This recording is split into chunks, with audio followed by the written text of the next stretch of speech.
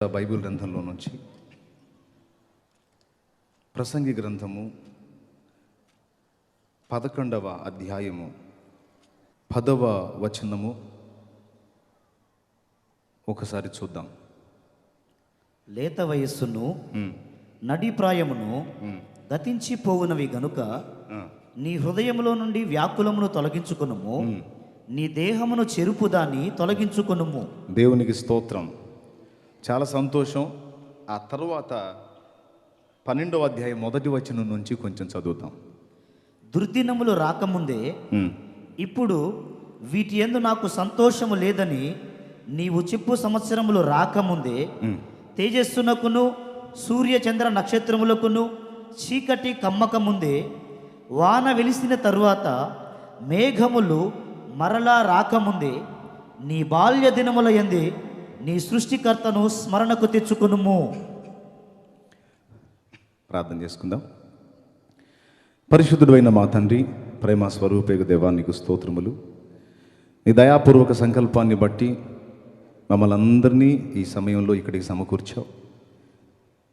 నీ మాటల కొరకు మిగులు ఆశతో నా ప్రభా ఇంతవరకు వేచి ఉన్న నీ బిడ్డలను ఒకసారి దర్శించండి. నీ దాసుడు బలహీనుడు, అన్ని విషయములలో బలహీనుడు.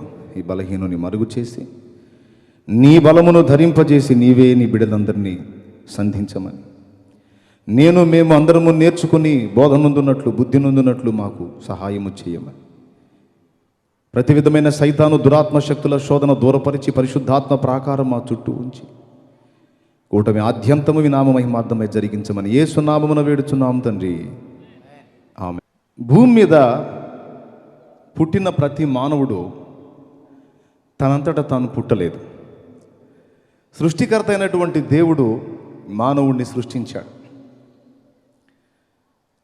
ఏ మనుష్యుడు, పొట్టివాడు కానీ పొడుగువాడు కానీ, నల్లవాడు కానీ తెల్లవాడు కానీ, అందగాడు కానీ కురూపి కానీ, మనిషిగా పుట్టిన ప్రతి ఒక్కడు, ఆ మాటకు వస్తే సకల చరాచర జీవకోటి మొత్తాన్ని కూడా దేవుడే సృష్టించాడు. పశుపక్షాదులు, జంతుజాలం, సముద్ర మత్స్యాలు, మానవజాతి అంతటిని సృష్టించిన వాడు దేవుడు. ఆయన ద్వారానే మనందరం వచ్చాం. మనందరినీ ఎప్పుడు ఆయన చూశాడు అంటే, రాత్రి చెప్పాను, జగత్తు పునాది వెయ్యబడక మునుపే మనందరినీ ఆయన ఎరిగొన్నాడు. మనందరినీ అప్పుడే ఆయన చూసి ఉన్నాడు. మనందరినీ చేయాలని నిర్ణయించుకున్నాడు. బుజ్జన్న ఉన్నాడు. బుజ్జన్న పురుషుడు. బుజ్జన్న, నువ్వు పుట్టడం అవసరం అంటావా? ఏమండి, బుజ్జన్నను అడుగుతున్నాను, బుజ్జన్న, ఎంతమంది మగోళ్ళు ఉన్నారు కదా, ఏం తక్కువై నువ్వు పుట్టావు అని బుజ్జన్నను ఒక ప్రశ్న అడుగుతాను. అంటే దైవజనుడు కాబట్టి మరి మిమ్మల్ని చూపించి అడగటానికి మీరు దూరంగా ఉన్నారు కనుక అందుబాటులో దైవజనుడు ఉన్నాడు. బుజ్జి అనేటువంటి ఈ వ్యక్తి జన్మ అవసరం అంటావా? కోట్లాది మంది పురుషులు ఉండగా ఈయన ఎందుకు? సరే, వదిలేద్దాం. నా ఎదురు స్త్రీలు చాలామంది ఉన్నారు. ఉన్న స్త్రీలలో ఒక చెల్లిని అడుగుతాను, చెల్లి నీ పేరేంటమ్మా? ద్రాక్షవల్లి, ఇంతమంది కోట్లాది ఆడోళ్ళు ఉంటే నువ్వు అవసరమా? చూడండి, ఈ మాటలు బుజ్జన్నతో అన్న మాటలు కావచ్చు, ద్రాక్షవల్లితో అన్న మాటలు కావచ్చు, మీ అందరికీ వర్తింపజేసుకోండి. ఎందుకంటే చాలామంది ఆడవాళ్ళని చేసిన తర్వాత, చాలామంది మగవాళ్ళని చేసిన తర్వాత, ఆలోచన డిసైడ్ చేసిన తర్వాత దేవుడు ఆనాడే అనుకున్నాడు, ఇంతమందిని చేశాను, ఇంకా ఒకరు తరుగున్నారు. ఎవరు అంటే బుజ్జి అనే ఒక వ్యక్తి తరుగా ఉన్నాడు. అతన్ని కూడా నేను చేస్తే, అతని విషయంలో కూడా నేను అనుకున్న కార్యం నెరవేర్చినట్లుగా అతన్ని కూడా నేను చేస్తే బాగుండు అనుకుంటే బుజ్జి అనే వ్యక్తికి జన్మ వచ్చింది. లేకపోతే బుజ్జి అనే వ్యక్తికి అసలు ఉనికే ఉండదు. దేవుడు అనుకున్నాడు కాబట్టి బుజ్జి అనే ఒక వ్యక్తికి జన్మ వచ్చింది. దేవుడు అనుకున్నాడు కాబట్టి ద్రాక్షవల్లి అనే ఒక వ్యక్తికి జన్మ వచ్చింది. అలాగే ఇక్కడ కూర్చున్న అశేష జనవాహిని మొత్తం తరచుగా చాలామంది అనుకుంటారు ఏమనంటే, అసలు నేను ఎందుకు పుట్టానో, నా బ్రతుకు అర్థమైందో అని తమ జీవితాన్ని గురించి తమను తాము కుంచుకుపోతూ ఉంటారు. దేవుడు మాట్లాడుతున్నాడు, నిన్ను నేను అనవసరంగా సృష్టించలేదు. జగత్తు పునాది వేయబడక మునుపే నీ పట్ల ఒక ఉద్దేశం కలిగి నిన్ను సృష్టించాను, కావాలనే నిన్ను చేశాను, నువ్వు అనవసరంగా పుట్టలేదని చెబుతున్నాడు. మరి ప్రియులారా, ఆ మహానుభావుడు ఒక ఉద్దేశంతో మనందరినీ సృష్టించాడు. ఫస్ట్ పాయింట్, మనమంటూ జన్మించాము అంటే ఆయనే కారణం.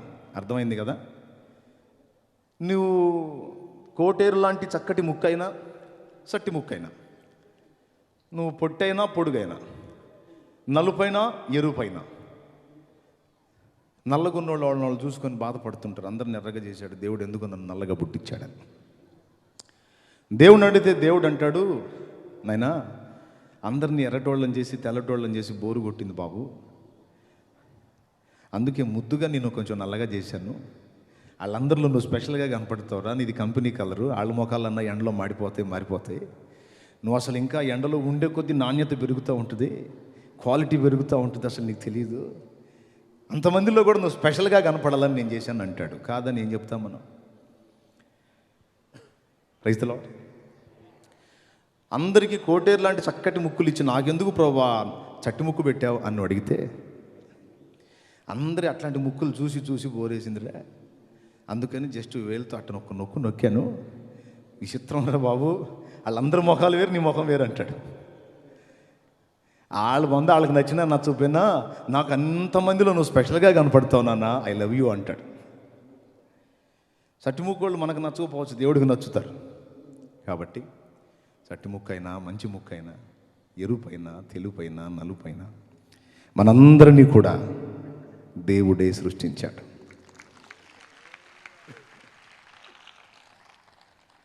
దేవుడు సృష్టించాడు కాబట్టి ఉనికిలోకి వచ్చాం. దేవుడు బ్రతుకనిస్తున్నాడు కాబట్టి బ్రతికున్నాం. సమయం అయిపోతే యాత్ర ముగించి దేవుని దగ్గరికే వెళ్తాం. కాబట్టి ప్రసంగిలో ఈ మాట ఏం చెప్తున్నాడో తెలుసా? మనిషి జీవితం అన్ని కాలాల్లో ఒకే రకంగా ఉండదు బాబు. ప్రారంభం అంటూ ఉన్న కార్యక్రమానికి ముగింపు ఉంటుంది. అట్లాగే పుట్టిన ప్రతి ఒక్కడు ఒకే పొజిషన్లో ఉండడు, మారిపోతాయి. శుభదినాలు ఉంటాయి, విషాదకరమైన దుర్దినాలు ఉంటాయి. కాబట్టి నువ్వు శుభదినాల్లో ఉండగానే ఇబ్బందికరమైన దుర్దినాల్లోకి పోకముందే నీ బాల్య దినములందే సృష్టికర్తను కొంచెం స్మరణ చేసుకో. అసలు నేను ఎక్కడి నుంచి వచ్చాను, ఎవరి వల్ల వచ్చాను, నన్ను ఎవరు చేశారు, చచ్చి నేను ఎక్కడికి వెళుతున్నాను, నేను ఎందుకు ఇప్పుడు నడుస్తున్నాను, బ్రతికున్నాను, నా ఊపిరికి, గమనానికి, జన్మకి, ముగింపుకి కారణం ఎవరు అనేది ఎప్పుడు గ్రహించమంటున్నాడు? సరుకు అయిపోయి ముసరోళ్ళు అయిపోయాక, లేకపోతే బాల్య దినముల్లోనా? Praise the lord. మీకు ఒక ఫోటో చూపిస్తాను, కొంచెం గుర్తుపెట్టడానికి ట్రై చేయండి. గుర్తుపట్టడానికి ఎవరో ఒక ఆమె కనపడుతుంది, ఆడ మనిషి మగ మనిషి కూడా అర్థం కాని స్థితిలో కనపడుతుంది. ఆమె దగ్గర ఒక చిన్న బాబు ఉన్నాడు. ఒక మాటలో చెప్పాలంటే ఆమె చాలా దుర్దశలో ఉన్నట్టుగా మనకు కనపడుతుంది. అవునా? ఎవరో ఒక్కసారి ఆమెని పోల్చుకోవడానికి ట్రై చేస్తారా? ఒక్కసారి ఆమె ఎవరో చూపిస్తాడు, చూడండి. అద్దుగో చూడండి, రెండు చూడండి. ఒకసారి మీరు ఊహించండి, సావిత్రి ముగింపు అంత దుస్థితిగా ఉంటుందని మీరు ఊహించగలరా? ఫోటో పడగానే అరే రే సావిత్రి కదా అనుకున్నారు మీరు. సావిత్రి దుర్దినములవి అని చెప్పొచ్చు. సావిత్రి మంచి దినాలు అయ్యో చూపించు బాబు. అయ్యో అవి మంచి దినాలు. అందాల నటి, మహానటి అని పేరు తెచ్చుకుంది. కానీ ఆమె ముగింపు ఎంత భయానకంగా, ఎంత వికృతంగా, ఎంత దారుణంగా ఉంది అంటే, ఆమె స్టోరీ విన్నప్పుడు నా కళ్ళ మిటి నీళ్ళు వచ్చాయి. ఇప్పుడు ఆమె జీవితాన్ని గురించి కొంచెం ఆలోచన చేస్తే బాధగా ఉంది కదా మీకు? ఎంతమందికి బాధగా ఉంది?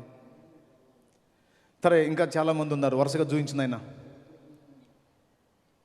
చూపిస్తాడు. కాసేపు చూడండి, ఇదిగో ఈమె ఎవరో చూడండి, ఈమె కూడా సౌందర్య రాశిలాగుంది. ఇటు పక్క కనీసం ఆమె మృతదేహాన్ని తీసుకెళ్ళి ఖననం చేయడానికి కూడా ఆనవాళ్ళు దొరకకుండా బూడిదైపోయింది. చూడండి డెడ్ బాడీస్ ఎంత దారుణంగా ఉన్నాయో. ఎవరో ఇంకా చూడండి, ఇదిగో ఈమె కూడా లోకాన్ని బాగా మెదడుకెక్కించుకొని తుచ్చమైన జీవితాన్ని గురించి పిచ్చి పిచ్చి కలలు కంటున్న సమాజమా, ప్రజలారా కళ్ళు తెరిచి చూడండి. ఇంకా చూపించు బాబు. ఏమెవరో దివ్యంగా ఉంది. పేరు అర్థం చేసుకోండి. అయిపోయింది. చాలా ఉన్నాయి. వీళ్ళందరి ప్రారంభం, వీళ్ళందరి ముగింపు. ఎదుగు ఇంకొక ఆయన వచ్చాడు.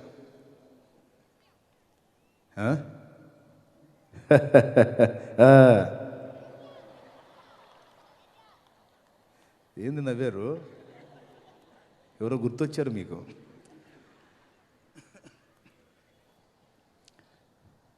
అయిపోయింది ఆయన చరిత్ర కూడా. ఈయన క్యాన్సర్తో పోయాడు. ఈ విధంగా రకరకాల వ్యక్తులు మీకు చూపిస్తాను. ఈయన శోభన అందాల నటుడట. ఇంకా అది ఈయన ఇంకొక ఈయన మరీ దారుణం, ఊరేసుకొని చచ్చిపోయాడు. ఈయన వీళ్ళ దుర్దశలు చూపిస్తున్నాను మీకు. ఎందుకు చూపిస్తున్నాను తెలుసా? మనకు కూడా ఒకనాడు అలాంటి ముగింపు ఉందని మీరు గ్రహిస్తారని చూపిస్తున్నాను నేను. ఈయన చూడండి, అంటే ప్రపంచ ప్రఖ్యాతిగాంచిన డ్యాన్సర్. ఆయన ఆశట కనీసం 150 ఏళ్ళు బతకాలని. పాపం 50 ఏళ్ళకి వెళ్ళిపోయాడు. ఈయన స్టేజ్ మీద డ్యాన్స్ చేస్తా పాటలు పాడుతుంటే అక్కడ ఉన్న వాళ్ళ రియాక్షన్ చూశాను నేను. పిచ్చి ముదిరి నషానానికి అంటినట్టు వాళ్ళకి ఏం చేయాలో అర్థం కాక ఏడుతున్నారు. చూడండి, ఏడుస్తున్నారు. ఏం చేయాలో అర్థం కాక డెడ్ బాడీ చూపించాయా. ప్రపంచ ప్రఖ్యాతిగాంచిన డ్యాన్సర్, అదిగో మృతదేహం. ఎందుకు ఇవన్నీ మీకు చూపిస్తున్నానంటే, మన లైఫ్ దేవుని వలన వచ్చింది. అది మన చేతుల్లో లేదు, దేవుని చేతుల్లో ఉంది. కొద్ది కాలం తెర మీద బొమ్మల్లా ఎగురుతాం, తర్వాత గోడ మీద ఫోటోలు అవుతాం. కాబట్టి మన ఆరంభం దేవుడే, మన గమనం దేవుడే, మన ముగింపు దేవుడే. గనుక మన లైఫ్లో దేవునికి ఫస్ట్ ప్రయారిటీ ఇవ్వాలి. మనల్ని సృష్టించినటువంటి సృష్టికర్త విషయమైన ఆలోచనలు ప్రతి మానవుడు తెలుసుకొని ఉండాలి. నన్ను సృష్టించిన సృష్టికర్త ఎవరు? నన్ను పోషిస్తుంది ఎవరు? చస్తే నేను ఎక్కడికి వెళ్ళాలి? ఈ ఆలోచన మీకు వచ్చిందో లేదో నాకు తెలియదు, కానీ నాకు వచ్చింది. 2002వ సంవత్సరంలో ఈ ఆలోచన నాకు వచ్చింది. నా తోడబుట్టిన సహోదరి 27-28 సంవత్సరాల వయస్సు ఆమెకి. కరెంట్ షాట్ కొట్టి చనిపోయింది. ఆమె మృతదేహాన్ని సమాధి చేస్తున్నాం. ఎదురుగా ఒక సిమెంట్ సమాధి ఉంటే దాని మీద కూర్చొని వైరాగ్యంతో ఆలోచన చేశాను. అసలు మనిషి ఎందుకు పుడుతున్నాడు? ఈ బంధాలు ఏమిటి? చచ్చిపోయి ఎక్కడికి వెళ్తున్నాడు? ఎందుకు పుట్టాలి? ఎందుకు చావాలి? దేవుడు ఎవరు? ఎందుకు చేశాడు అనే అన్వేషణ ఆ విషాదంలో నాకు పుట్టింది. ఆ అన్వేషణ ఫలితంగా మానవుడిని దేవుడు ఎందుకు చేశాడో, మానవుడికి మరణం ఎందుకు వచ్చిందో, అసలు సృష్టికర్త ఎవరో, ఆయన్ని దేన్ని బట్టి గ్రహించవచ్చో, ఈ సంగతులన్నీ తెలుసుకొని ధన్యుణ్ణయ్యారు.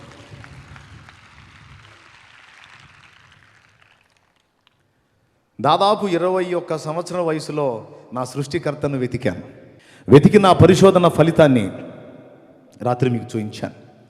నిజమైన దేవుడెవరో ఖురాన్ చెప్తున్నటువంటి యేసు, వేద ఋషులు చెప్తున్నటువంటి ప్రజాపతి, సంఘ సంస్కర్తలు తెలియజేసినటువంటి లోకరక్షకుడు, మహనీయుడు, మాదిరి పురుషుడు, బైబిల్ చూపిస్తున్నటువంటి నజరేయుడు యేసే నిజమైన దేవుడని కనుగొన్నాను.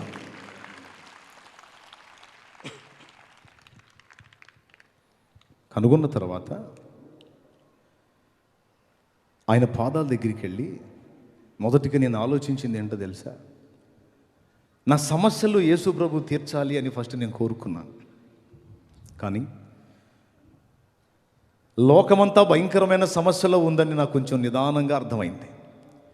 స్టార్టింగ్లో నేను దేవుని పాదాల దగ్గరికి వెళ్ళి, నిజమైన దేవుడు నీవే, నా పరిస్థితులు బాగలేవు, చక్కదిద్దమని నేను ప్రార్థన చేశాను. ఆయన సమాధానం నాకు ఇచ్చాడు.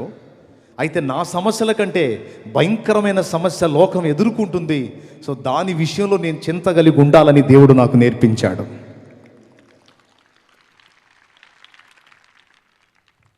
మీకు ఈరోజు నేను చెప్పాలనుకున్న పాఠంలో మొదటి పాఠం ఏంటంటే, సమకూడిన మీ అందరికీ చెప్తున్న మొదటి సంగతి ఏంటంటే, సృష్టికర్తను గురించినటువంటి జ్ఞానం తప్పకుండా నువ్వు పొంది ఉండాలి.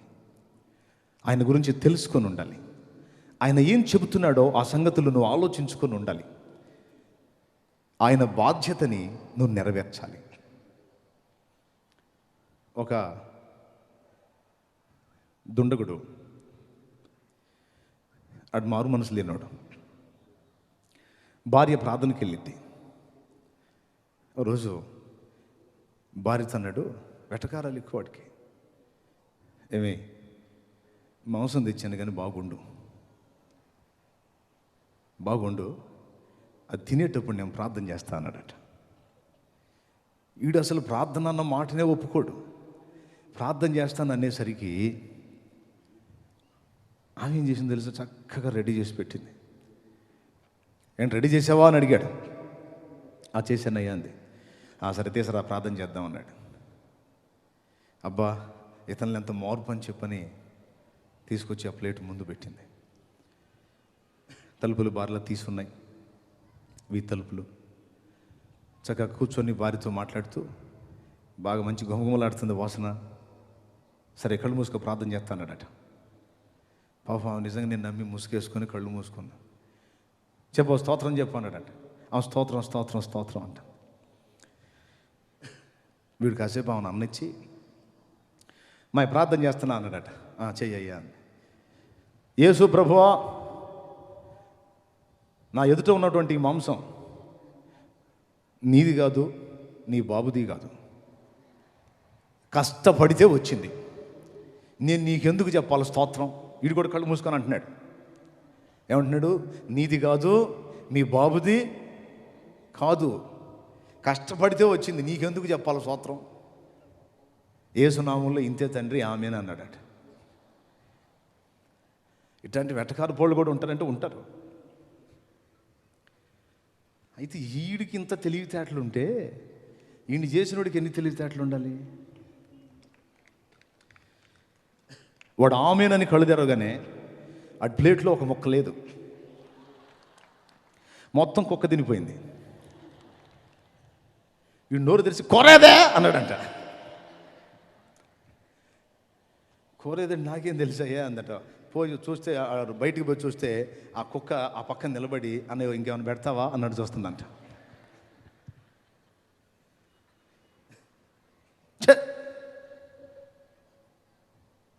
అనవసరంగా కూర అంతా పాడు చేసుకున్నాను అంటే భార్య నవ్వి, ఏది ఇందాక చేసిన ప్రార్థన మళ్ళీ చేయాలట. నోరు మూసుకున్నాడట. పిచ్చోడా, దేవుని దయ లేకపోతే పట్టెడు అన్నం దొరకదురా. దేవుడి కృప లేకపోతే నీకు మనుగడే లేదురా. పట్టెడన్నం రోజుకు తింటున్నావంటే ఆయన కృప, ఆయన దానం. సిగ్గు కప్పుకోవటానికి ఒంటిండా బట్ట కట్టుకుంటున్నావంటే ఆయన దయ, ఆయన దానం. పేషెంట్లై హాస్పిటల్ అనేకులు మూలుగుతుంటే నువ్వు ఆరోగ్యంగా తిరుగుతున్నావంటే ఆయన కృప, ఆయన దానం. ఆయన దయలేని రోజు ఎక్కడుంది బాబు మనకి? ఆలోచించాడు. ఎందుకు ఈ సంగతి చెప్తున్నానంటే, సృష్టికర్తను తక్కువ అంచనా వేయకూడదండి. మీలో ఎంతమందికి అర్థమైంది ఫస్ట్ ప్రయారిటీ ఆయనకి ఇవ్వాలని? ఆయనకే మొదటి పీఠం వేయాలి. ఆయన మనకు ముఖ్యం. చెప్పండి, దేవుడే మనకు ముఖ్యం. రైట్. ఆయన చెప్పిన బాధ్యతలు కొన్ని నెరవేర్చాల్సినవి ఉన్నాయి. ఇప్పుడు ఫస్ట్ దేవుని బాధ్యత చూడాలి మనం. తర్వాత రెండవది, యేసు ప్రభు ఓసారి ఓ పండితుడు వచ్చి ఆయన అడిగాడు, ఆజ్ఞలన్నిటిలో గొప్ప ఆజ్ఞ ఏది అంటే, అన్ని ఆజ్ఞలు నీకెందుకురా బాబు, రెండు చెబుతాను. నీ దేవుడైన ప్రభు, అద్వితీయ ప్రభు, నీ పూర్ణ హృదయంతో, పూర్ణాత్మతో, పూర్ణ బలముతో, పూర్ణ వివేకముతో ఆయనను ప్రేమించు. రెండవది, నిన్ను వలె నీ పొరుగు వారిని ప్రేమించు. ఇంతకు మించిన గొప్ప సంగతి లేదు పో అన్నాడట. Praise the lord. ఫస్ట్ దేవుణ్ణి ప్రేమించాలి. రెండవది కుటుంబాన్న, పొరుగువాన్న. వాక్యం చెప్తుంది కుటుంబం కాదు, ఫస్ట్ పొరుగువాడు. పరోపకారార్థం యదం శరీరం అన్నది ఆర్యోక్తి. అంటే ఇతరులకు ఉపయోగపడేదానికే మానవ జీవితం సాఫల్యత ఉంది అని. ఇందాక మీరంతా వీడియో చూశారు.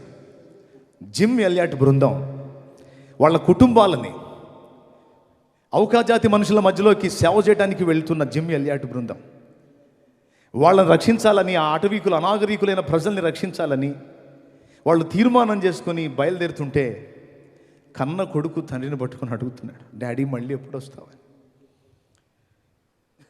భయంకరమైన మనుషులు. వాళ్ళ మధ్యలోకి వేరే వాళ్ళు వస్తే చంపేస్తారు వాళ్ళని.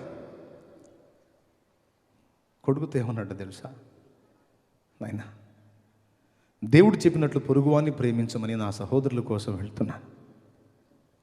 నేను వెళ్ళకపోతే వాళ్ళ మధ్యలోకి ఎవరూ వెళ్ళలేరు. నేను వెళ్తున్నాను. దేవుని దయ ఉంటే తిరిగి వస్తాను. ప్రభు చిత్తమైతే మనం పరలోకంలో కలుసుకుంటాం అన్నాడట. ఆ ఐదుగురిలో మధ్యలో ఫేస్ జిమ్ ఎలియాట్. మీకు తెలుసా, ఆ ఐదుగురు అక్కడ అసూలు బాశారు, చనిపోయారు. వీళ్ళు వెళ్ళగానే వాళ్ళు భయంకరంగా దాడి చేసి వీళ్ళని ఈటెలతో పొడిచి చంపేశారు. వీళ్ళ చేతుల్లో ఆయుధాలు ఉన్నాయి. వాళ్ళని దూరంలో ఉండగానే కాల్చి చంపేయచ్చు. కానీ వాళ్ళు ఏమన్నారు తెలుసా, మేము వచ్చింది చంపటానికి కాదు, నరకం నుంచి వీళ్ళని రక్షించడానికి వచ్చాం కనుక వీళ్ళని చంపకూడదు, అవసరమైతే వీళ్ళ కోసం ప్రాణం పెట్టాలి అని వాళ్ళ రక్తాన్ని అక్కడ చిందించారు. దేవుణ్ణి ప్రేమించారు కాబట్టే ఆయన చెప్పిన ఆజ్ఞను ప్రేమించి పొరుగువాని కోసం యేసు ప్రభు ప్రాణం పెట్టినట్టు వాళ్ళ ప్రాణాలు ధారపోశారు జిమ్ ఎలియాట్ బృందం. నా ప్రియ సోదరులరా, మనకు ఇవ్వబడిన బాధ్యతల్లో మొదటిది సృష్టికర్త బాధ్యత అయితే, రెండవది మన సమాజం యొక్క బాధ్యత. సమాజం ఎలా నాశనం అయితే నాకెందుకులే, నేను బాగున్నాను, నేను తింటున్నాను, తిరుగుతున్నాను, నా ఫ్యామిలీ హ్యాపీ అని అనుకుంటే దేవుని ఆజ్ఞను మనం తృణీకరించినట్టు. మనం మన స్వార్థమే కాదండి, మనకంటే ముందు సమాజాన్ని మనం చూడాల్సిన అవసరత ఎంతైనా ఉంది. అది దేవుడు చెప్తున్నాడు. ఇప్పుడు నాకెందుకు ఈ బాధ, ఎవరెట చేస్తే నాకెందుకు, నేను నమ్ముకున్నా, నా ఫ్యామిలీ నమ్ముకుంది, బాప్తీసం పొందాం, పరిశుద్ధాత్మను పొందుకున్నాం, అందరం కలిసి చర్చికి వెళ్తున్నాం, హాయిగా దేవుడిని ఆరాధిస్తున్నాం, ఎవరు ఎక్కడ పోతే నాకేందంట అని నేను అనుకుంటే అనేక మంది రక్షణ నేను చూసేవాడిని కాదు.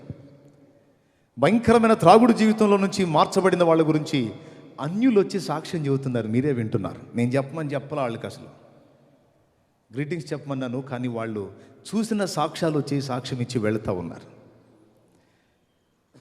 త్రాగుబోతులు, దొంగలు, నరహంతకులు ఒకళ్ళు మారినోళ్ళు వచ్చి వాళ్ళు చేసిన హత్యలు నాకు చెప్తుంటే ఆశ్చర్యం. బైబిల్ గ్రంథంలో ఉంది,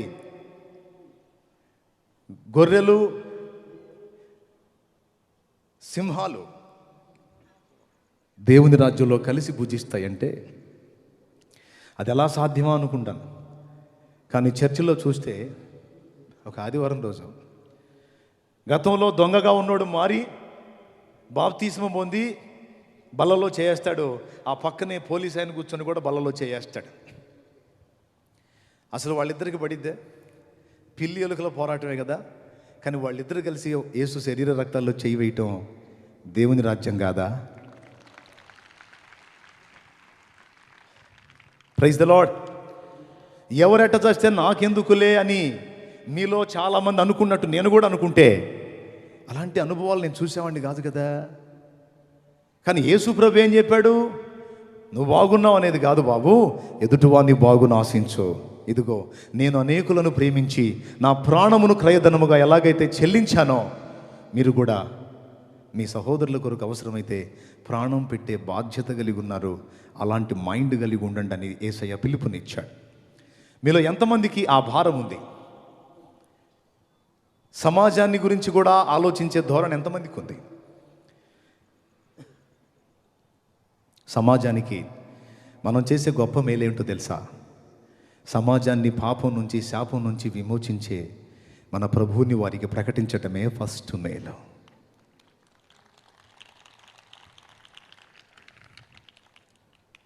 సువార్తను వాళ్ళకు ప్రకటించే పద్ధతులు రెండు: ఒకటి మన మాట ద్వారా, రెండు మన క్రియ ద్వారా.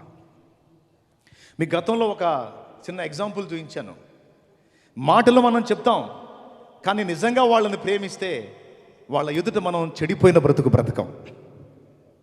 ఎందుకంటే దేవుణ్ణి ఎరిగిన మనం చెడిపోయిన బ్రతుకు బ్రతికితే మనల్ని చూసి వాళ్ళు ఎప్పటికీ దేవుణ్ణి నమ్ముకునే అవకాశమే లేదు. కానీ వాళ్ళని నిజంగా మనం ప్రేమిస్తే వాళ్ళ ఎదుట మన జీవితాన్ని జాగ్రత్తగా కాచుకుంటాం. ఎందుకంటే మనం మాట్లాడే మాటల కన్నా కూడా మనం జీవించే జీవిత విధానం సమాజం మీద ఎక్కువ ప్రభావం చూపుతుంది.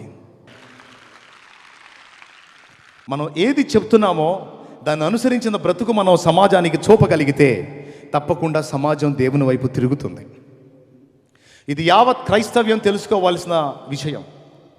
మన పరిశుద్ధ జీవితం, మన నీతియుక్తమైన జీవితం మనం పరలోకం చేరడానికి అది ఉపకరించకపోవచ్చు. ఎందుకంటే మనం పరలోకం చేరడానికి యేసు రక్తమే ఉపయోగపడుతుంది. కానీ మన పరిశుద్ధ జీవితం, నీతియుక్తమైన జీవితం పరలోకానికి ఉపయోగపడకపోయినా మన సమాజానికి చాలా అవసరం.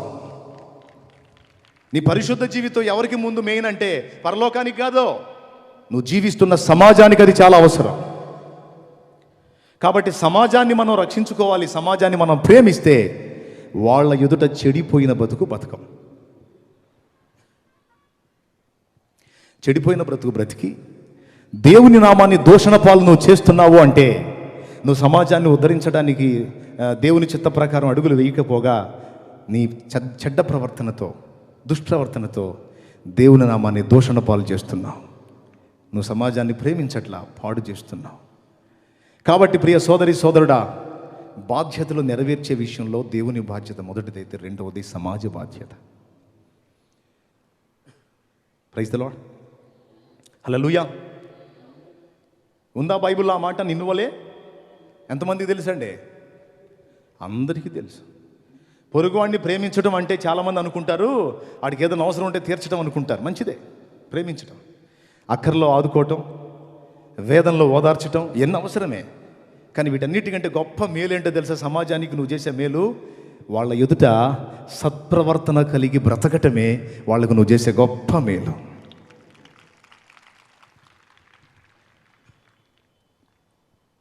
ఇది సమాజ విషయంలో మన బాధ్యత. వాళ్ళని రక్షించాలి. తెలియని అమాయకులు శాపగ్రస్తమైన వ్యర్థమైన వాటిని వెంబడిస్తూ వాళ్ళ జీవితాలని, ధనాన్ని, ఆలోచనల్ని, లైఫ్ని పాడు చేసుకుంటున్నారు. వాళ్ళని కాపాడాలి. వాళ్ళ కోసం ఏ త్యాగానికైనా సిద్ధపడాలి. రెండు అయిపోయినాయి. మూడవది కుటుంబ బాధ్యత విషయమై దేవుడు మనకు కొన్ని ఆజ్ఞలు ఇచ్చాడు. ఒక భర్తగా నీ భార్య విషయంలోనూ, నీ పిల్లల విషయంలోనూ నువ్వు నెరవేర్చాల్సిన బాధ్యతని విస్మరించకూడదు. చాలామంది పురుషులు బాధ్యతారాహిత్యంతో ఉంటారు. పాపం పిల్లల్ని భార్యకి అప్పచెప్పి వాళ్ళు కష్టపడి సంపాదించిన దాన్ని కుటుంబంలో ఇవ్వకుండా వాళ్ళ సంపాదనంతా తాగి భార్య సంపాదన కూడా తాగి, పాపం పిల్లలు కంపెనీలకు వెళ్ళి పత్తి మిల్లులకు వెళ్ళి చాకరీ చేసి తీసుకొస్తుంటే ఆ డబ్బులకు కూడా తాగి తాము శపించబడి కుటుంబాలని కూడా శాపానికి ఈడ్చుకెళ్తున్నారు. దేవుని వాక్యం చెబుతుంది, ప్రతి పురుషుడు తన భార్య బిడ్డల్ని పోషించాలి, వాళ్ళ కోసం కష్టించి పనిచేసి కుటుంబ బాధ్యతలు నెరవేర్చాలి. భార్య భర్తకు జరిగించాల్సిన ధర్మం జరిగించాలి, ఆయనకు లోబడాలి. ఈ మధ్య ఫ్యాషన్ అయిపోయింది. భార్య భర్తను లక్ష్య పెట్టట్లేదు. పెళ్ళిళ్ళు ఎంత స్పీడ్గా అవుతున్నాయో విడిపోవటాలు కూడా అంతే స్పీడ్గా అవుతున్నాయి. ఏమండి, శారా అబ్రహాం అనే ఇద్దరు బైబిల్లో సూపర్ మోడల్. మనకి అబ్రహాం యొక్క సౌందర్యాన్ని గురించి బైబిల్ అంతగా చెప్పలేదు, కానీ శారా ఎంత అందగత్తో బైబిల్ చెప్పింది. దాదాపు 65 సంవత్సరాల వయసులో శారా ఐగుప్తు దేశానికి వెళితే ఐగుప్తు దేశంలో ఉన్న మనుషులు రాజు ఎదుట ఆమెను పొగిడారట. ఎంత వయసు ఆమెది? 65 ఏళ్ల వయసులో. 65 ఏళ్ల వయసున్న ఆమెని మనం బామ్మగారు అంటామా? అమ్మాయి అంటామా? అమ్మాయి అంటే ఏం పోయే కాలం వచ్చిందిరా నీకు, కళ్ళు కనపట్ల అంటుంది. కానీ 65 సంవత్సరాల వ్యక్తిని మనం బామ్మగారు అంటాం. కానీ శారా 65 ఏళ్ల వయసులో ఐగుప్తు దేశంలోకి అడుగు పెడితే ఆమె సౌందర్యం రాజు ముందు పొగిడారు జనం. రాజా, మన రాజ్యంలోకి ఒక అందగత్తి వచ్చింది, మన రాజ్యం మొత్తం వెతికిన అంత గ్లామర్ కనపడలేదు మాకు అన్నారు.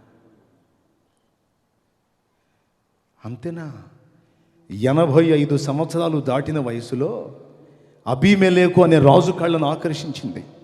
ఒకటి ఆదికాండం 12లో ఉంటే నేను చెప్పిన స్టోరీ, మరొకటి ఆదికాండం 20లో ఉంటుంది. ఇంటికి పోయి చూసుకోండి ఎంత అందగత్తో. 85 ఏళ్ల వయసులో ఉన్న ఆమె రాజు కళ్ళను ఆకర్షించిందంటే నాకు తెలిసి ఏం వాడు ఉంటుంది అంటారు. ఇప్పుడు అందరూ బ్యూటీ పార్లర్కి వెళ్తాం ఎక్కువైపోయింది. నొసలు సన్నగా దారాల్లాగా చేసి, ఏమండో ఇక్కడ ఎవరైనా ఉంటే నన్ను తిట్టుకోవాకండి, మీ ముఖం నాకు కనపట్ల, ఏం భయం లేదు. ఫేషియల్ చేయించి దాన్ని రకరకాలుగా చేసి, ఏమండి మరి అప్పుడు బ్యూటీ పార్లర్ ఉన్నాయో లేవో నాకైతే తెలియదు. మరి రేపు వెళ్ళిన తర్వాత శారాతో ఇంటర్వ్యూ పెడతా ఆడవాళ్ళందరికీ. అమ్మ శారా గారు, ఎంత అందం ఎట్లొచ్చింది మీకు? అసలు మీరు వాడిన పేస్టులు ఏంటి, క్రీములు ఏంటి, కెమికల్స్ ఏంటి? ఆ మధ్య ఒక ఆమె పాపం అందగత్తే, అందం ఇంకొంచెం ఇనుబడింపు చేసుకోవాలని బ్యూటీ పార్లర్కి వెళ్ళి ఏదో పూపించుకుంది. టీవీలో చూపిస్తున్నాడు, పెద్ద గొప్ప టాపిక్ అయిపోయింది అది. ఆ పూసిన దానిలో ఏదో మొత్తానికి యాసిడ్ ఎక్కువ కలిసింది. ఆ ఉన్న అందం కాస్త పోయి ముఖం గజ్జి కుక్కలాగా తయారైంది. శారా ఏం పూసిందో తెలియదు, మరి మొత్తానికి మాత్రం సూపర్ అందగత్తే. 65-85 ఏళ్ళు. కొంచెం భర్త కంటే భార్య కాస్త అందంగా ఉంటే ఎన్నిసార్లు అంటుందో, ఎట్టయినా నేను నీకు దొరకాల్సిందని కాదంటుంది. మరి ఎవరికి దొరకాలి నువ్వు? ఇప్పుడు అయ్యావు కదా భార్యవి, నీకు దొరకాల్సిందని కదంటే ఎవరికి దొరకాలనుకుంటున్నావు? మరి ఇంత సౌందర్యవంతురాలైన ఆ శారా ఏనాడు కూడా అబ్రహాంను తృణీకరించలేదు. పైగా ఏమని పిలిచిందని చెప్పాడో తెలుసా? పేతురు పత్రికలో, 1 పేతురు పత్రిక 3వ అధ్యాయంలో 6వ వచనంలో చదువునానా?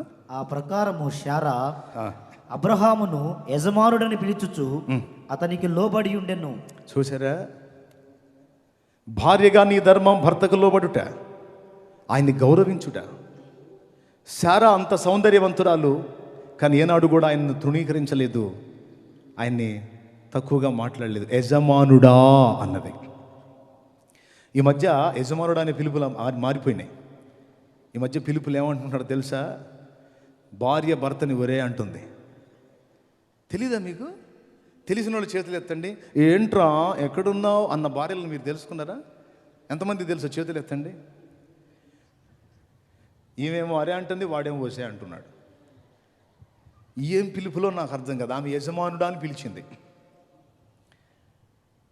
ఇంకా రకరకాల పిలుపులు ఉన్నాయి భార్యాభర్తలు. ఇదిగో దోయ్ నిన్నే అని, కొంతమంది మరి కుక్కలు పిలిచినట్టు రకరకాల పిలుపులు ఉన్నాయి. దేవుని వాక్యం చెబుతుంది, నీ భర్తను గౌరవించు, ఆయనకు లోబడు. శారా పిలిచినట్టు యజమానుడా అని పిలవకపోయినా మనకి ఆంధ్ర రాష్ట్రం అలవాటు, ఏమండోయ్ అని. పోనీ కనీసం అదన్నాను, లేకపోతే అసలు ఏం పిలవకుండా సైగన్నా చెయ్యి, అరే అని మాత్రం అనొద్దు. మరి దారుణం, అది దరిద్రం. Praise the lord. భర్త తన భార్యకు పిల్లలకు జరిగించాల్సిన ధర్మం జరిగించాలి. 1 తిమోతి పత్రిక 5వ అధ్యాయం 8వ వచనంలో, విశేషముగా తన ఇంటి వారిని సంరక్షింపకపోయిన ఎడల వారు విశ్వాస త్యాగము చేసిన వారై అవిశ్వాసి కంటే చెడ్డవాడగుననుంది. కాబట్టి కుటుంబ బాధ్యత నెరవేర్చాలి. భార్యా బిడ్డలు మాత్రమే కాదు, తల్లిదండ్రులు ఉన్నారు. ప్రియమైన యవన బిడ్డలారా, దేవుని వాక్యం చెప్తుంది, నీ తల్లిదండ్రులు వాళ్ళని ఉపయోగించుకొని నిన్ను భూమి మీదకి పంపించారు, వాళ్ళ ద్వారా నిన్ను పుట్టించారు, నిన్ను వారు ప్రేమించి పెంచి పెద్ద చేశారు. వారికి జరిగించాల్సిన ధర్మం, వారికి జరిగించాల్సిన బాధ్యతలు నువ్వు తప్పనిసరిగా జరిగించాలి. లేకపోతే నిన్ను లెక్కడుగుతాను, నీకు అదే కొలత కొలుస్తాను అని దేవుడు చెప్తున్నాడు. ఈ రోజుల్లో యవనస్తులు తల్లిదండ్రులను పట్టించుకోవటం కాదు, వాళ్ళని తృణీకరించి వాళ్ళని మోసగించడం ఎక్కువైంది. కష్టపడి కని పెంచి పెద్ద చేసి అబ్బాయి ప్రయోజకుడు అయ్యాడు, ఇక నా రెక్కకు ఆధారం అవుతాడని ఆయన కలలకు అంటుంటాడు. వీడేమో ఏ పోలీస్ స్టేషన్కు పోయి ఫోన్ చేపిస్తాడు పక్కన అమ్మాయితో. అప్పులు తెచ్చి కష్టపడి చదివించాడు. తను చినిగిపోయిన కుట్టుకొని తొడుక్కుంటా కొడుక్కి మంచి వస్త్రాలు తొడిగి ఆ రోడ్డు మీద వస్తూ ఉంటే దూరంగా కొడుకుని చూసుకొని, నా కొడుకు దొరబాబులాగున్నాడు అని చెప్పని మురిసిపోయాడు మీ నాన్న. నువ్వు పసిబిడ్డగా ఉన్నప్పటి నుంచి పెద్ద అయిందాక తన నోరు కట్టుకున్నాడు. తను తినాలనుకున్న కమ్మని పదార్థం తినబోయి కూడా నువ్వు కనపడగానే నీ నోటికి అందించి నువ్వు తిని సంతోషిస్తుంటే ఆయన తిన్నంతగా తృప్తి చెందాడు. నాన్న, తీరా నువ్వు ఒక దశకు వచ్చిన తర్వాత ఆ కన్న తండ్రిని దారుణంగా మోసగిస్తే అంతకంటే శాపం ఇంకోటి ఉంటుందా? చాలామంది తల్లిదండ్రుల్ని భయంకరంగా వేధిస్తున్నారండి, ఆడపిల్లలు కూడా. నేను చెప్తున్నాను, మీరు దీర్ఘకాలం బతకాలనుకుంటున్నారా, మధ్యలోనే పోవాలనుకుంటున్నారా? నేను దీర్ఘకాలం బతకాలనుకుంటున్నాను అన్నోళ్ళు చేతులు ఎత్తండి. దీర్ఘాయుష్తో బతకాలనుకుంటున్నాను అన్నోళ్ళు చేతులు ఎత్తండి. మధ్యలో పోవాలనుకుంటున్నాళ్ళు ఎత్తవాకండి. అందరు చేతులు ఎత్తారా?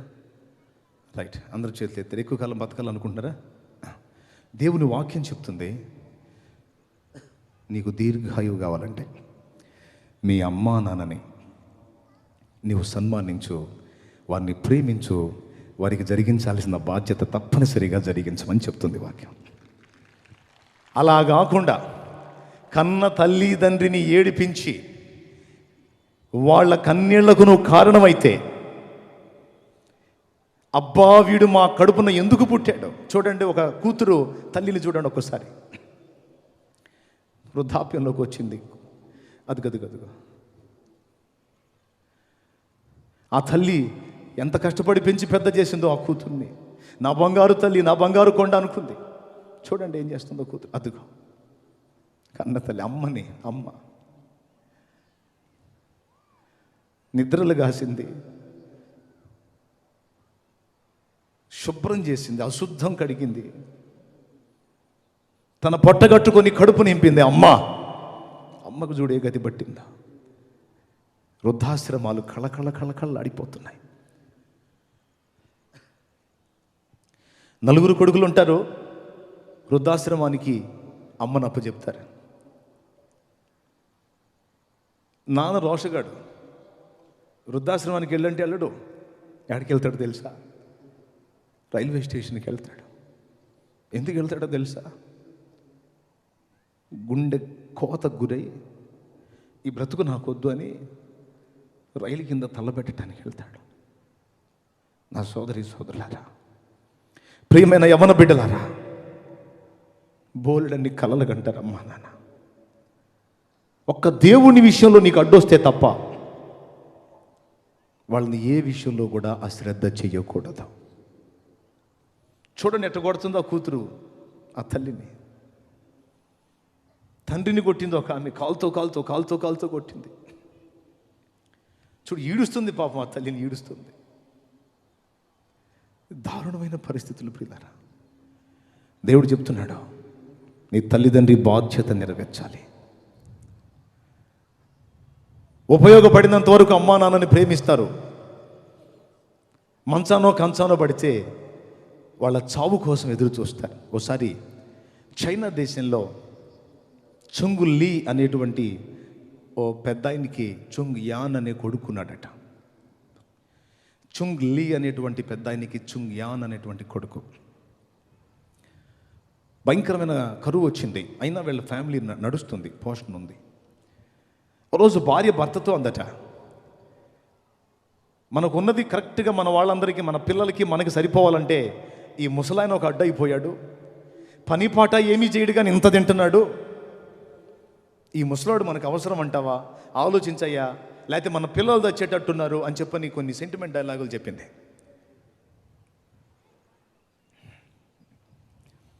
కొడుకు ఆలోచించుకొని రోజు మన వీల్ చైర్ ఉంటుంది కదా, అట్లాంటి చక్రాల బండి ఒకటి తెచ్చి, నానా బండి ఎక్కువ అన్నాడట. ఎందుకయ్యా అని అడిగాడు. నిన్ను ఒట్టిగానే అట్లా తీసుకెళ్ళి తెద్దామని అన్నాడట. సరే అని పాపం కొడుకు చెప్పాడు కదా అని బండి ఎక్కాడు. కొడుకును బండి ఎక్కించుకొని తీసుకుని వెళ్ళి ఒక ఎత్తైన ప్రదేశానికి తీసుకెళ్తున్నాడట. ఓ ఎత్తైన ప్రదేశానికి తీసుకెళ్ళి అంచు మీదికి తీసుకెళ్ళి అక్కడ వదిలిపెట్టబోయాడట. అంచు మీదకి తీసుకెళ్ళగానే తండ్రికి అర్థమైంది. తీరా వదలబోయేటప్పుడు, అయ్యా ఆగరా అన్నాడట. ఏంటి అన్నాడట. నువ్వేం చేయబోతున్నావు నాకు అర్థమైంది, తప్పులేదు, కాటికి కాలు దాచున్నాను, నీ పిల్లల్నే పోషించుకోలేక ఇబ్బంది పడుతున్నావు నాకు తెలుసు, నేను ఒకడిని నీకు అదనంగా భారమయ్యానని కూడా నాకు తెలుసు, ఎటుకుడి ప్రాణం తీసుకోవాలని నేను అనుకుంటున్నాను, నాకు ఆ సౌకర్యం లేక నేను ఆగిపోయాను, ఈరోజు మంచి నిర్ణయం తీసుకున్నావు. కానీ కరువు రోజులయ్యా, కరువు రోజులరా, నాతో పాటు ఈ బండి ఎందుకురా పాడవటం, నన్ను మాత్రం నెట్టి బండిని వెనక్కి తీసుకోయ్యా, ఉపయోగపడిద్ది అన్నాడట. అతడేం చేశాడో తెలుసా, బండిని వెనక్కి లాగి కొంచెం పక్కకు తెచ్చి తండ్రిని వాటేసుకొని పెద్దగా ఏడ్చాడట. నాన్న, నిన్ను చంపబోతుంటే బండి నష్టమైద్దేమో అని చెప్పని నాకు సలహా చెప్తున్నావా? నీ చావు గురించి నువ్వు ఆలోచించట్లేదు కానీ నా లాభాన్ని కాంక్షిస్తున్నావు నానా, నిన్ను చంపాలనుకున్న ఎంత దుర్మార్గుణ్ణి నానా నేనని ఏడ్చాడట. పర్వాలేదు నాన్న, నాకు నువ్వు భారంగా, అవసరమైతే నేను పస్తులుండే నిన్ను బతికించుకుంటానని వెనక్కి తీసుకెళ్ళాడట. నీకు ఎందుకు పనికి రాకపోవచ్చు, కానీ ఒక సలహా చాలు. నువ్వు కృంగిన వేళ నీ ముఖం చూసి, అయ్యా ఏందిరా అట్లున్నావు అని ఒక పలకరింపు చాలు. నాన్న నాన్న, దేవుడి గురించి చెప్పకుండా ఇవన్నీ చెప్తున్నాడు ఏంది అనుకుంటున్నారా? కళ్ళ ముందు కనపడుతున్న తండ్రిని ప్రేమించని నువ్వు కనబడని దేవుణ్ణి ప్రేమిస్తున్నానంటే అంత మాత్రం షోలు దేవుడికి తెలియో, ఆపరాన్ని షోలు అంటాడు. కళ్ళ ముందు కనబడుతున్నటువంటి తండ్రి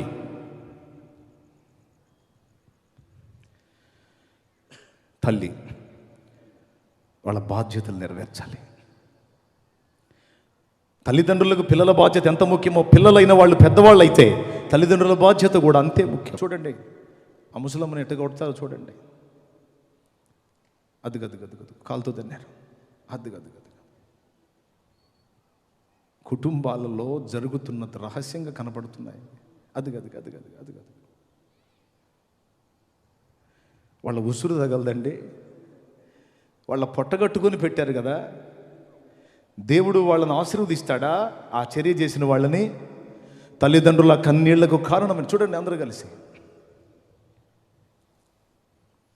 ఇట్లాంటి దుశ్చర్యలు ఎన్నెన్నో సమాజంలో. మీకు 2 చేతులు ఎత్తి నమస్కరించి చెబుతున్నాను, ముసలి వాళ్ళ ఉసురు పోసుకోకండి.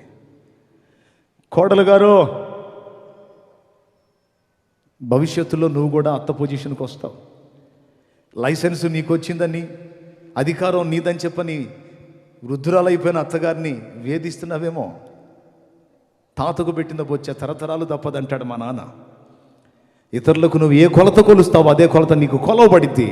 కాబట్టి నీ తల్లిదండ్రులను వారి ముదిమి యందు అలక్ష్యము చేయవద్దు అని కొడుకులకు కోడళ్ళకు అందరికీ చెప్తున్నాను. చూడండి, అద్దుగద్దు అదే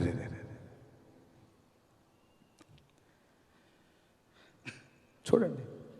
ఈ పాపాలు మీరు చేయలేదంటారా? ఇక్కడ కూర్చున్న వాళ్ళలో ఉన్నారా? ఏం లేదు, వాక్యం చెబుతుంది, మధ్యలోనే పోతారు. జాగ్రత్త. పెద్ద వయసు కదా, కొంచెం సణుగుతారు గొణుగుతారు, పట్టించుకోవాకండి. పండుటాకులు ఎప్పుడు రాలిపోతారో తెలియదు. వాళ్ళు ఉన్నంత వరకు వాళ్ళ బాధ్యత నెరవేర్చండి. వాళ్ళ కన్నీళ్లకు కారణం కాకండి. ఆ కక్ష చూడండి. ఇలా ఎన్ని జీవితాల్లో అమ్మకి అదే ఫలితం. కాబట్టి వరుసగా 3 సంగతులు చెప్పాను. నంబర్ 1 ఏంటి చెప్పండి? ఎవరి బాధ్యత? సృష్టికర్త బాధ్యత. నంబర్ 2 సమాజం బాధ్యత. సమాజానికి క్రీస్తుని గురించి ప్రకటించాల్సిన బాధ్యత మన మీద ఉంది. వాళ్ళకి మన క్రియ చూపించి, దేవుని ప్రేమను చూపించి, సత్ప్రవర్తన చూపించి వాళ్ళని రక్షించాల్సిన బాధ్యత మన మీద ఉంది. 3వది మన కుటుంబ బాధ్యత నెరవేర్చాల్సిన పరిస్థితి కూడా మనకుంది. హల్లెలూయా. 4వ విషయం, భౌతికమైన తండ్రి ఎంతో, నిన్ను క్రీస్తులోనికి నడిపించిన ఆత్మీయ తండ్రి కూడా అంతే, అంతకంటే ఎక్కువ. భౌతికమైన తండ్రి నీకు శరీర సంబంధమైన జన్మనిస్తే, క్రీస్తు సువార్తను నీకు చెప్పి, నీకు బోధించి, నీకు బాప్తిస్మం ఇచ్చి, ప్రతి దినం నీ కోసం ప్రార్థన చేసే ఆత్మీయ తండ్రి కూడా శ్రేష్టమైన వాడే. అంటే ఎవరో గుర్తొచ్చిందా? దైవజనుడు. నువ్వు ఏ సహవాసంలో వెంబడిస్తున్నావో నాకు తెలియదు. దైవజనులకు వాళ్ళ పరిస్థితులు ఎలా ఉంటాయో బయటికి కనబడనీరు. గొప్ప విషాదాన్ని గుండెల్లో దాచుకొని నవ్వుతో తెల్లబట్టలు వేసుకొని కనపడతారు. కడుపు నిండా తిన్నారో లేదో తెలియదు. భార్య బిడ్డలకు సంతుష్టిగా ఆహారం ఉందో లేదో తెలియదు. వాళ్ళు సమృద్ధిలో ఉన్నారో లేకపోతే ప్రభు యొక్క పరీక్షలో ఉన్నారో తెలియదు. కానీ నువ్వు వెంబడిస్తున్నటువంటి సంఘ నాయకుని గురించిన బాధ్యత కూడా నీకుంది. మీకు తెలుసా, ఒక సేవకుడు తన కుటుంబంలోని వ్యక్తుల కంటే కూడా సంఘంలోని వ్యక్తులకు వచ్చిన సమస్యల కోసం ఎక్కువ భయపడతాడు, బాధపడతాడు. తన సొంత కుటుంబానికి ఇబ్బందులు కలిగితే అదంత సీరియస్గా తీసుకోవడం, ఏమైనా పర్వాలేదులే నాదేగా అనుకుంటాడు. కానీ సంఘంలో ఎవరికైనా ఏదైనా ఇబ్బంది కలిగిందనుకో అల్లల్లాడిపోతాడు. ఎందుకు తెలుసా? ఈ శ్రమ వచ్చింది, ఆ విశ్వాసులు విశ్వాసంలో ఉంటారో జారిపోతారో, ప్రభువా వాళ్లకు కార్యం చేయమని తన కోసం కూడా వేడుకోనంతగా, తన కుటుంబం కోసం కూడా అడగనంతగా సంఘం కోసం ఏడుస్తాడు. అవసరమైతే పొట్ట మార్చుకుంటాడు. ఇవన్నీ తెలియవు. ఆత్మీయ నాయకుల్ని ఆడుకునే విశ్వాసులు ఉన్నారు. ప్లీజ్ ప్లీజ్ ప్లీజ్ దైవజనులను అర్థం చేసుకోండి. దైవజనులకు సహకరించండి. వాళ్ళ బాగోగులు స్థితిగతులు పరామర్శించండి. వాళ్ళ సమయాన్ని పాడు చేయకండి. దైవజనుల సమయం చాలా విలువైంది. దైవజనుడు నీతో గడపటం మంచిదా, నీ పక్షంగా దేవునికి ప్రార్థన చేయటం మంచిదా? ఒక్కసారి ఆలోచించు. మోషే యుద్ధంలో ఉండటం మంచిదా, లేకపోతే యుద్ధం జరుగుతున్నప్పుడు కొండ మీదకి వెళ్ళి దేవుని వైపు చేతులెత్తి కాపాడమని సైన్యపక్షంగా ప్రార్థన చేయటం మంచిదా? ఏది మంచిదండి? కొండ ఎక్కటం మంచిది, అంటే దేవునితో గడపటం మంచిది. దైవజనుడు నువ్వు చెప్పిన కార్యాల చుట్టూ తిరగటం, నీకోసం నీతో ఉండడం మంచిదా, లేకపోతే దేవునితో ఉండటం మంచిదా? చాలామంది నాయకుల్ని శాసిస్తారు. ఏంటంటే పాస్టర్ గారు ఎంతసేపు చూడాలి మీకోసం, రావేంది? బెదిరింపు. ఎట్లయితే మేము వేరే దగ్గరికి వెళ్ళిపోతామని. ఏ చిన్న లోపం ఆయన దగ్గర దొరికినా దైవజనుడు అనేవాడు అట్లా చేయొచ్చా, ఇట్లా చేయొచ్చా, అట్లా చేయొచ్చా? నువ్వు 24 తప్పులు చేసినా, అన్నా నేను ఇట్లా తేడా పడ్డానంటే పర్వాలేదమ్మా, దేవుడు క్షమిస్తాడు, ఇంకోసారి చేయకని నిన్ను ఓదారుస్తాడు. ఆయన దగ్గర ఇంత లోపం కనపడితేనేమో పొడుస్తా ఉన్నావు. దైవజనుడు నీ ఆత్మను రక్షించడానికి నీకోసం సువార్త చేసినవాడు, నీకోసం పొట్టమార్చుకున్నవాడు, సంఘం కోసం ఏడ్చినవాడు, భార్యా పిల్లల్ని కూడా లక్ష్య పెట్టకుండా నీ సమస్యల కోసం ఆలోచించినవాడు, నీ సమస్యల గురించి భయపడ్డవాడు. దైవజనుని గురించి కూడా ఆలోచించమని మీకు చెప్తున్నాను. ఆయన బాధ్యతలు ఉన్నాయి. ఆయన కుటుంబం ఎలా ఉందో. కొంతమంది సేవకులు పైకి బాగానే కనపడతారు, కానీ లోపల భయంకరంగా ఉంటుంది పరిస్థితులు. ఒకసారి దైవజనుడి గురించి నేను విన్నాను. పిల్లలు అన్నం తిని 2 రోజులు అయిందట. అదేంది, యేసుప్రభు గొప్ప దేవుడు కదా, కనీసం ఆయన సేవకులకు అన్నం కూడా పెట్టకపోవటం ఏమిటంటే, దైవజనులకి ఎక్కువ పరిశోధన ఉంటుంది. సేవ అంటే చావు అన్నాడు ఒక భక్తుడు. సేవ అంటే పూల మీద నడక కాదు, ముళ్ళ మీద నడక. సేవ అంటే మహిమ కిరీటం కాదు, ముళ్ళ కిరీటం. అనేక పరీక్షలు ఎదుర్కోవాల్సి ఉంటుంది దైవజనుడు. ఆ పరీక్ష అయిన తర్వాత అవసరమైతే దేవుడు సమృద్ధి ఇస్తాడు, పట్టజాలంతగా ఇస్తాడు.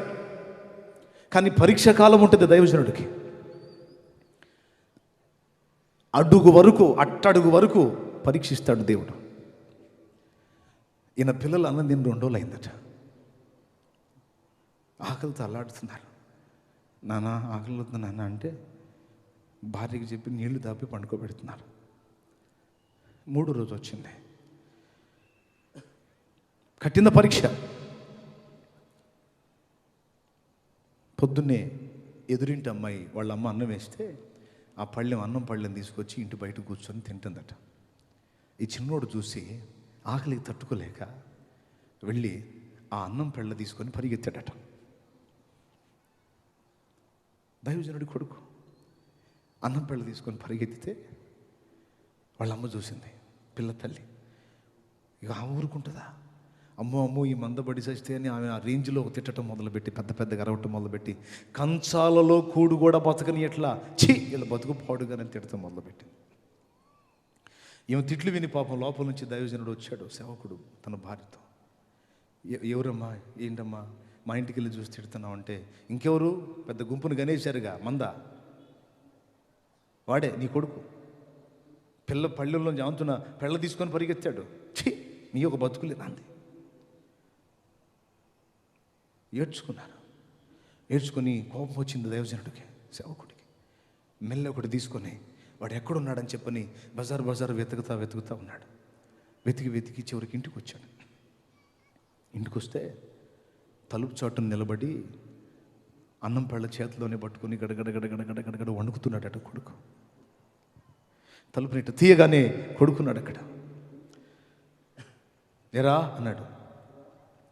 ఆకలేసింది నాన్న, తిందామని తీసుకున్నాను, కానీ భయం వేసింది నాన్న, నువ్వు ఒప్పుకోవు కదా, అందుకే నేను తినలేదు నాన్న, ఇదిగో అన్నం పెళ్ళ అన్నాడట. ఆ పెళ్ళని తీసుకొని భార్యకి ఇచ్చి, ఆ పెళ్ళంలో వేసి రాబు అని ఇచ్చి, కొడుకుని దగ్గరకు తీసుకొని వాటేసుకొని పెద్దగా ఇచ్చాడట. దేవా నీకు స్తోత్రం అయ్యా, ఈ పరిస్థితిని బట్టి కూడా నీకు స్తోత్రం అని పెద్దగా ఇచ్చాడట.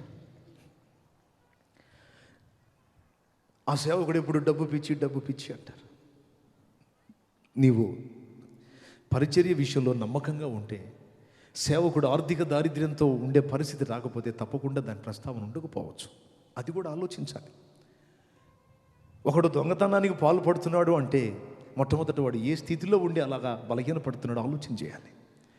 అంతేగాని తొందరపడి విమర్శించటం, రాళ్ళు వేయటం చేయకూడదు. అర్థమవుతుందని నేను చెప్పేది. దైవ సేవకుడి జీవితం అంటే తెల్లగుడ్లు వేసుకొని సరదాగా తిరగటం అనుకుంటున్నారా? వాళ్ళు అంతే తిరుగుతారు.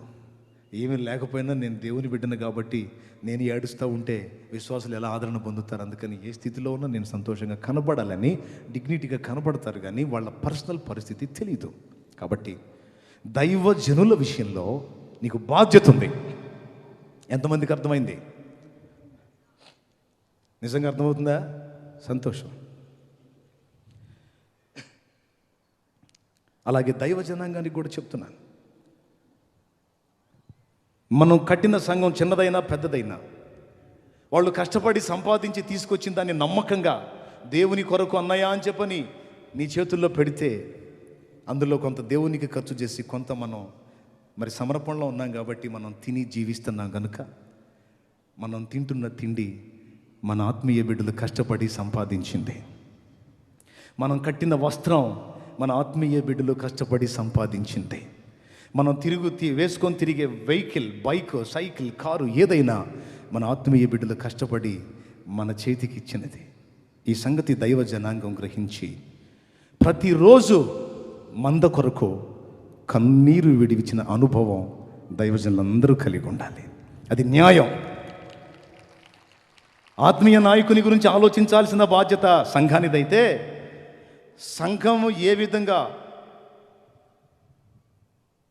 మనకి ఇస్తున్నారా ఏంది, దేవునికి ఇస్తున్నారు అంటే దేవుని పేరిటే ఇస్తున్నారు, కానీ అందులో నువ్వు తినడానికి కూడా అవకాశం ఇవ్వబడింది. కాబట్టి నువ్వైనా, నీ భార్య అయినా, నీ పిల్లలైనా మనుగడ సాగుతుంది అంటే నీ ఆత్మీయ బిడ్డల కష్టం కనుక వాళ్ళ కోసం మానక ప్రతినిత్యం నువ్వు మోకాళ్ళుని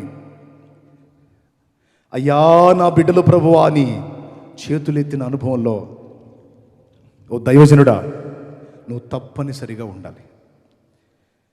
అవసరమైతే ఇంట్లో రాసి పెట్టుకో ఒక బోర్డు మీద,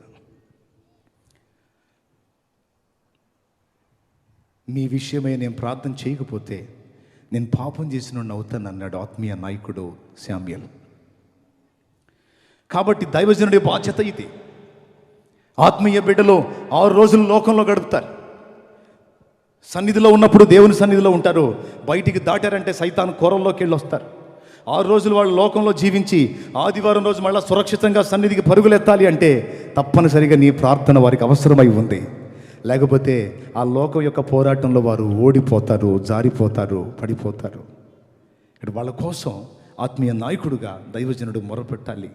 అంతేకాదు వాళ్ళని పరిపూర్ణతలోకి నడిపించే విధంగా శ్రేష్టమైన ఉపదేశాన్ని దేవుని దగ్గర కష్టపడి ప్రార్థన చేసి వాక్యాన్ని ధ్యానించి పొందుకొని శ్రేష్టమైన ఆత్మీయ ఆహారాన్ని బిడ్డలు బాగా బలపడి ఆత్మల సంపాదకులై, కాపరులై, సువార్థికులై, ప్రవక్తలై దేవుని కొరకు ప్రజ్వలించే విధంగా వాళ్ళను సిద్ధపరిచే బాధ్యత ఓ దైవజనుడా నీది.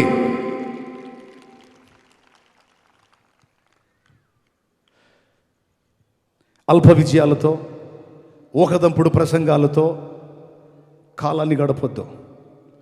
దేవుడు నిన్ను నమ్మి ఒక మందని, ఒక గుంపుని నీకు అప్పగించాడు. అది చిన్నది కావచ్చు, పెద్దది కావచ్చు.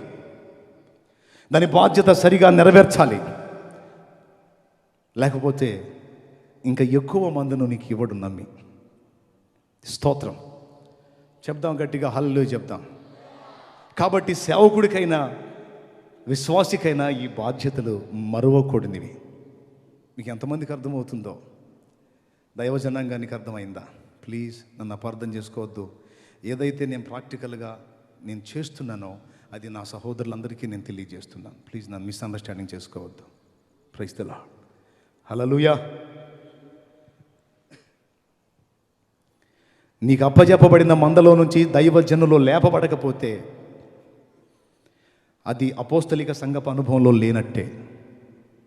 నిజంగా ఆ సంఘంలో నిజంగా అపోస్తలిక అనుభవం ఉంటే అందులో నుంచి పౌలులు లెగుస్తారు, తిమోతిలు లెగుస్తారు, తీతులు లెగుస్తారు, ఎపఫ్రాలు లెగుస్తారు, ఎపఫ్రొదితులు లెగుస్తారు.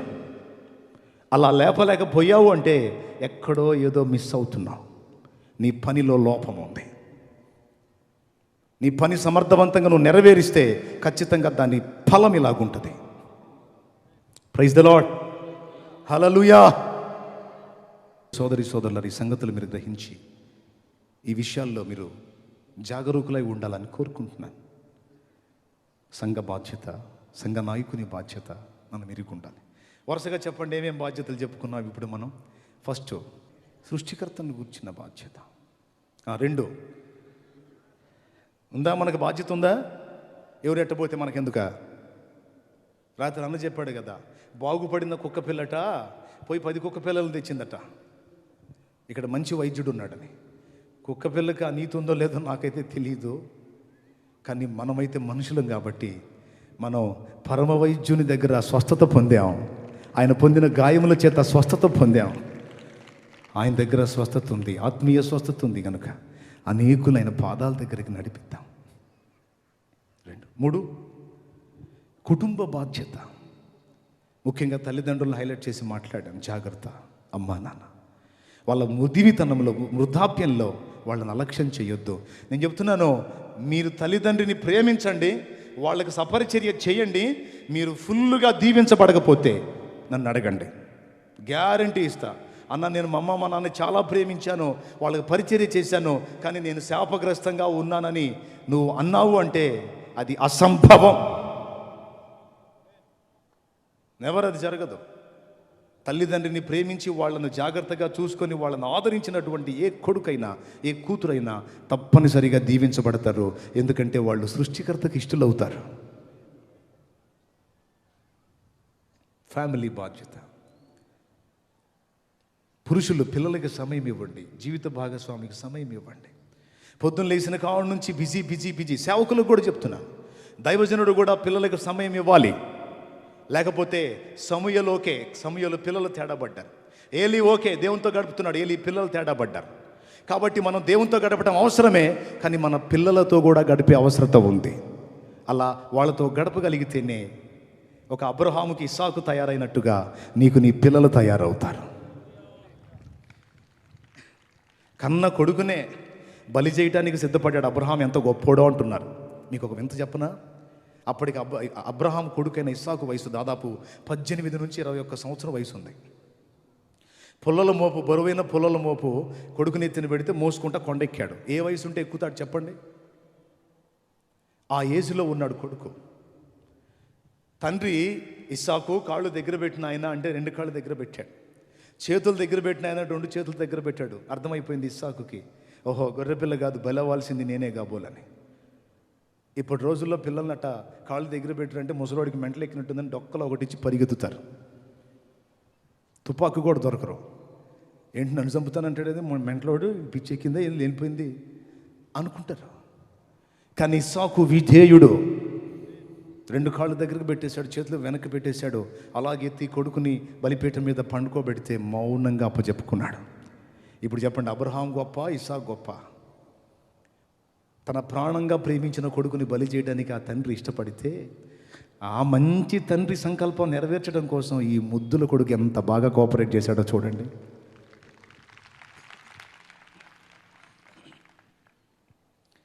కాబట్టి మన కన్న బిడ్డలకు కూడా సమయం ఇస్తే వాళ్ళు ఇస్సాకులు అవుతారు, లేకపోతే ఏలీ కొడుకులు అవుతారు. హోఫ్ని, ఫినెహాసులు అవుతారు. జాగ్రత్త.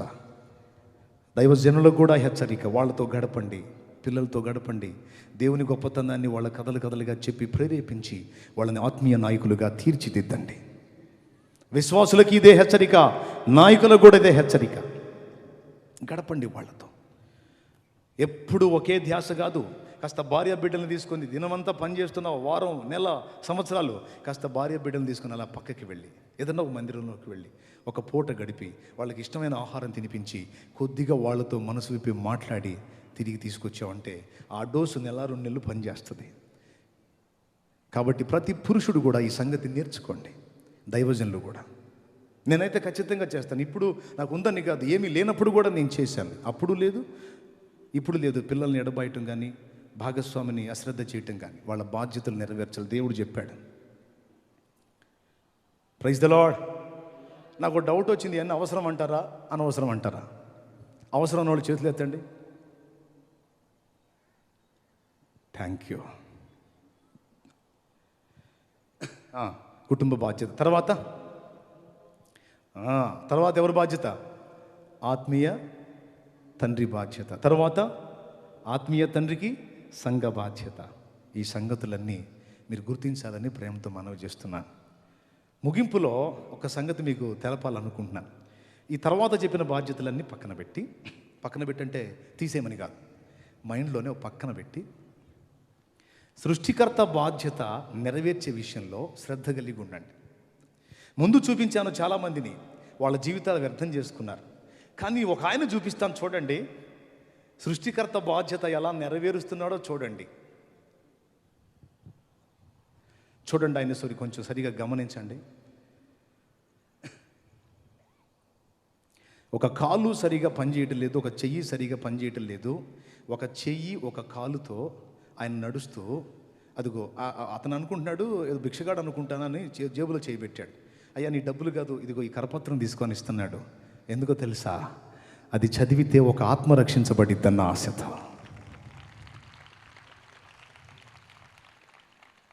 చూడండి, కాలు లేదు లైన్లో, చెయ్యి లేదు, ఒక చెయ్యే పాపం, ఒక చేత్తో కరపత్రాలు పట్టుకొని ఆ దీనుడు చూడండి, అరే ఇది బెండ్ అయిపోయింది. సృష్టికర్త బాధ్యత నెరవేరుస్తున్నాడు.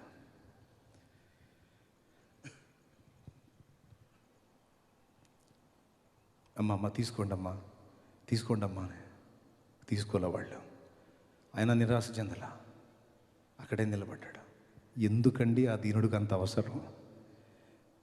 ఎందుకండి? ఎక్కడన్నా కూర్చుంటే సరిపోతుంది కదా. ఎందుకండి ఆ బాధ? అతనికి తెలుసు, ఇందులో ఉన్న నా యేసుని గురించి ఒక్క మాట వాళ్ళని పట్టుకున్నా వాళ్ళు నరకం నుంచి తప్పించబడతారనే ప్రతి క్రైస్తవుడి భారం. కొడుతున్నారు, చంపుతున్నారు, అవమానంగా దూషిస్తున్నారు. ఆయన ప్రేమించి వాళ్ళ కోసం ప్రార్థన చేస్తున్నాం. అంత భారంతో కష్టపడుతున్నాం. దేనికి తెలుసా? మతం మార్చడానికి కాదు, కులం మార్చడానికి కాదు, నరకం నుంచి ఆత్మను రక్షించడం కోసం. కాళ్ళు చేతులు వంకర్లు పోయిన అతడే అంత భారంతో దేవుని పని చేస్తుంటే, ఒక్కొక్కళ్ళని చూస్తే కాట వేస్తే 70-80 కిలోలకు తక్కువ ఉండరు ఒక్కొక్కళ్ళు. బాగున్నాయి, చేతులు బాగున్నాయి, అవునా, అన్నీ బాగానే ఉన్నాయి. కానీ ఆ పని నువ్వు ఎప్పుడన్నా చేశావా? అది పాస్టర్ల పని. తప్పు. పాస్టర్ల పని కాదు, విశ్వాసులైన మీ పని, దైవజనులమైన మా పని, మనందరి పని. దేవుని ఆజ్ఞ అది. రక్షింపబడిన ప్రతి విశ్వాసి బాధ్యతగా చేయాల పని. ప్రార్థన చేద్దాం. దైవజనులు సాల్మన్ అన్నగారు అందరి కొరకు ప్రార్థన చేస్తారు. ప్రేమ నమ్మకమైన మా ప్రియ పరలోకపు తండ్రి, ఈ రాత్రికాల సమయంలో రక్షకుడవైన నీ హృదయము ఉప్పొంగుచుండగా, పరలోకం నుండి దేవదూతలు తొంగి చూసి నిన్ను ఆరాధిస్తుండగా, పరలోకములో పండుగ జరుగుబడుతుండగా, ఈ స్థలము పరలోకానికి ఒక గవినిలాగా ఉండగా, ప్రభా మీతో పాటు దైవజనులముగా, దైవ జనాంగముగా మా హృదయాలు ఉప్పొంగుచుండగా, స్తోత్రం అంటూ నీ కార్యమును బట్టి వందనాలు చెల్లిస్తున్నాం అనండి. స్తోత్రం అనండి ప్రభుకి. ఇది ప్రభు కార్యము. స్తోత్రం చెల్లించండి, స్తోత్రం చెల్లించండి. ప్రభువు మీకు వందనాలు. రెండవ రోజు మీ నామ మహిమ కొరకు జయకరంగా జరిగించిన ఈ కుడికలను బట్టి వందనాలు. మా మధ్యలో దైవజనుని అభిషేకించి మీరు వాడుకున్నారు. మీకే మహిమ చెల్లిస్తున్నాం. ఇదిగో ప్రభు, వాక్యము విని నా జీవితాన్ని ప్రభుకు అంకితం చేస్తాను అని ముందుకు మీ ఆత్మ ప్రేరణ చేత వచ్చిన బిడ్డల్ని ఇదిగో మీ ఆత్మ చేత వారిని ముద్రించమని అడుగుతున్నామయ్యా. మీ రక్తపు కంచె వేయమని అడుగుతున్నాం. వారి మనసులను, వారి హృదయములను, వారి ఆలోచనలను, వారి నిర్ణయాన్ని మీరు బలపరుస్తూ పరిశుద్ధాత్ముడా, రేపు ఉదయం 8:30 గంటలకు ముందే బాప్తిస్మము ట్యాంక్ వరకు నడిపించబోతున్నారు. మీకు వందనాలు ప్రభు. ఇంకా కొంతమంది ఎవరైనా ఈ నిర్ణయాన్ని నిర్లక్ష్యపరిస్తే ఈ రాత్రి పరిశుద్ధాత్ముడా మీరు వారితో మాట్లాడి పాపం గురించి, నీతి గురించి, తీర్పు గురించి ఒప్పింపజేసి రాత్రంతా నిద్ర లేకుండా చేసి ఉదయానికి బాప్టిజం ట్యాంక్ వరకు నడిపించమని కోరుతా ఉన్నాం. మీరు చేయబోతున్నందుకు వందనాలు. ఇదిగో నీ ప్రియ జనాంగము దూర దూర ప్రాంతాల నుంచి మీ నామ మహిమ కొరకు వచ్చిండగా, తిరిగి వారి గృహాలకు వెళ్ళిచుండగా మీ ప్రత్యేకమైన కాపుదల, భద్రతకి వీరిని అప్పగించుకుంటున్నాము ప్రభువా. సురక్షితంగా వారి గృహాలకు చేర్చండి. మీ సన్నిధిని, మీ సమాధానమును వారికి మెండుగా దయచేయండి. రేపు ఉదయకాలము బాప్తిస్మంతో పాటు ఉదయకాలపు ఉపవాస కూడికలో ఒక్కొక్కరిని నడిపించమని కూడి వచ్చిన దైవజనులందరినీ బట్టి వందనాలు చెల్లిస్తూ మీకే సమస్త మహిమ, ఘనత, ప్రభావము, పరాక్రమము, తేజస్సు, కీర్తి ఇప్పుడు, ఎప్పుడు, ఎల్లప్పుడు, యుగ యుగములు మీకే అంటూ యేసు నామమున కృతజ్ఞతలు చెల్లించుకుంటున్నాము తండ్రి. ఆమేన్, ఆమేన్, ఆమేన్. Praise the lord.